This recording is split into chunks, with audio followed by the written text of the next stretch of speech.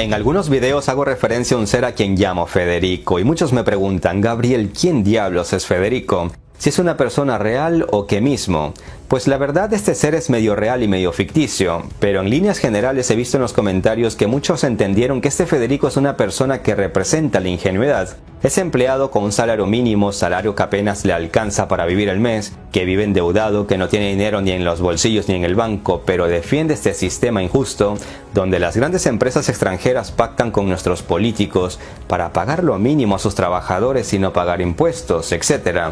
No obstante, este hombrecillo a quien llamo Federico defiende a capa y espada el sistema actual, sin conocer que es justamente este sistema la fuente de su ignorancia intelectual y que es justamente este sistema el que lo obliga a sobrevivir con un salario injusto y en un entorno con servicios básicos, salud y educación de baja calidad y caros. Amigos, lo vuelvo a repetir, el capitalismo y la globalización han sacado a millones de personas de la pobreza, pero han concentrado el dinero y el poder en manos de unos pocos al no haber una regulación, o mejor dicho, al haber mucha corrupción donde se le permite a las grandes multinacionales no pagar impuestos, pagar bajos salarios y monopolizar el mercado.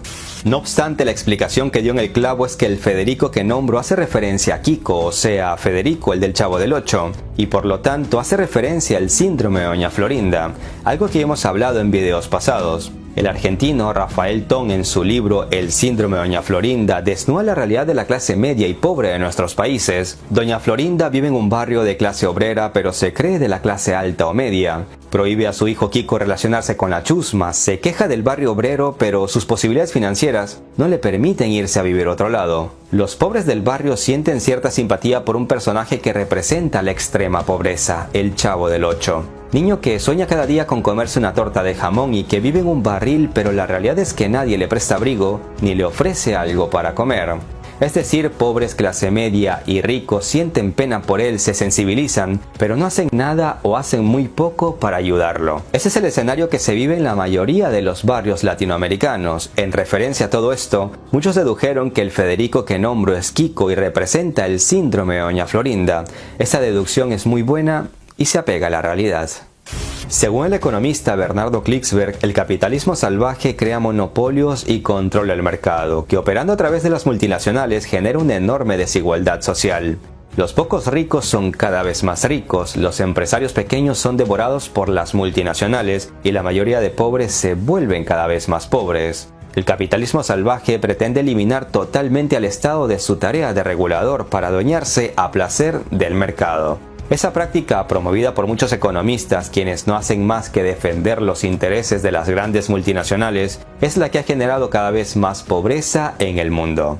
Estimados amigos y enemigos, yo no los obligo a creer en todo lo que digo en mis videos, siempre los invito a reflexionar, leer, investigar, dudar. Yo expongo datos de los que pocos se atreven a hablar, pero luego usted, como ciudadano responsable, debe investigar más a fondo y sacar sus propias conclusiones.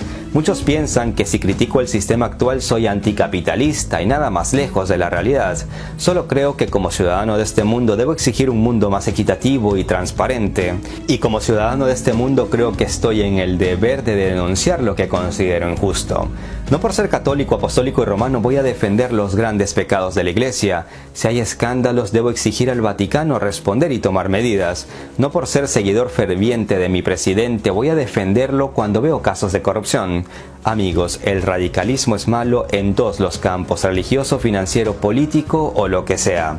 Si critico el sistema en el que vivimos, tampoco quiere decir que soy comunista. A los que me tachan de comunista, les digo que ustedes solo dejan una cosa en claro, que les falta lectura y pensamiento crítico. Sí, a ti te digo, Federico.